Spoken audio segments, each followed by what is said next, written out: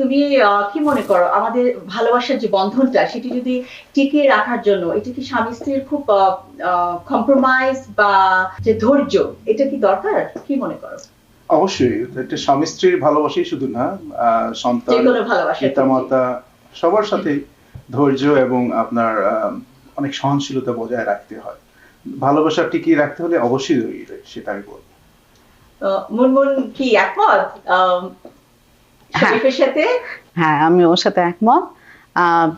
ভালোবাসা কম্প্রোমাইজ করাটা আসলে দোষের কিছু না বা খারাপ কিছু না, ত্যাগের মাধ্যমেই আর কি সফলতা আসে।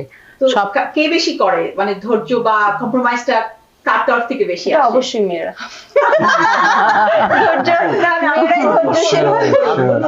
আমি বলবো কি টক ঝাল মিষ্টি না হলে ভালোবাসাটা জমে না, ঠিক আছে?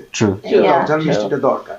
আর হ্যাঁ, আমার ওয়াইফ যদি বলে সেই বেশি ধৈর্য ধরে, শি ইজ অলওয়েজ রাইট।